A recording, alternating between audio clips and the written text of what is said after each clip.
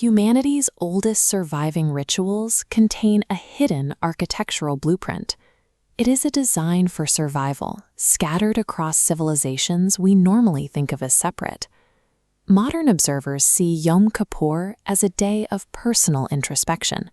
The focus is on the individual, fasting and prayer intended to settle a private spiritual account. The Hebrew root word, kapar, describes specific physical mechanics, the construction of a protective perimeter around a vulnerable interior. It is the formation of a membrane. The noun form, koper, refers to the economic price of a human life.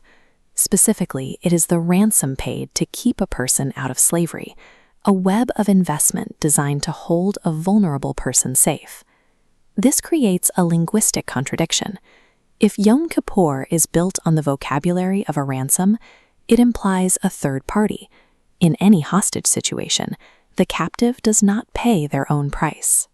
To understand who is paying this cosmic debt, we have to look at the structural evidence left behind by other cultures. Tracing the phonetic root, KPR, takes the investigation out of the Levant and into the mystery cults of the ancient Mediterranean. Here, the KPR sound appears in the Kabiri. These mythological figures were worshipped as the masters of the forge and supreme guardians of sailors. Their role was the literal execution of the kapar, forming a perimeter of safety for those navigating the dangerous unknown. These protectors were linked to boundary islands, most notably Cyprus.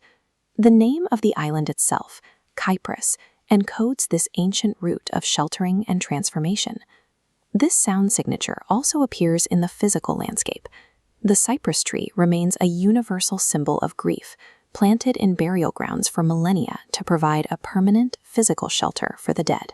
From the forge to the forest, the KPR signature identifies a specific action, a protective covering provided by one party for the benefit of another.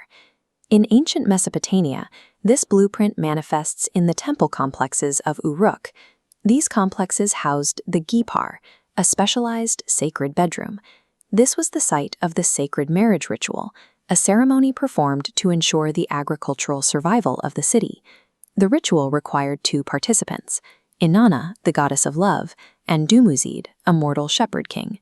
To protect the life of his people, Dumuzid enters a cycle of death and rebirth, paying a personal toll to ensure the land remains fertile.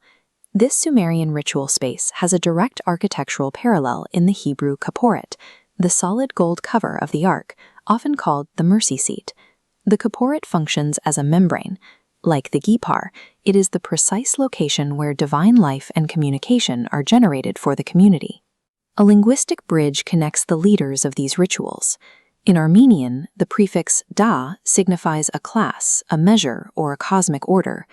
Applied to the shepherds Dumuzid and Moses, the titles Da-Muzid and Da-Moshe reveal a shared phonetic identity. Both are mediators in the gap between the divine and community. They pay a physical or spiritual ransom to protect a people they do not own. Both traditions utilized the same structural blueprint, a sacred membrane and a mediating shepherd used to execute the KPR ransom.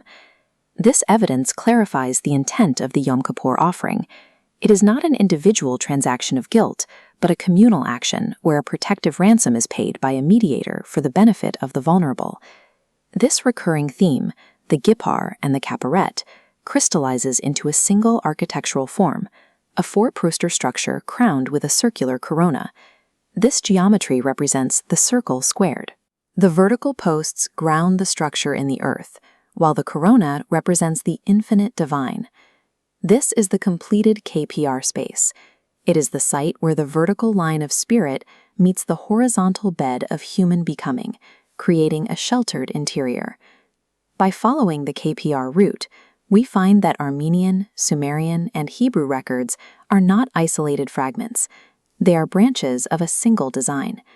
They describe a shared human history of using a mediating shelter to protect the community from the unknown.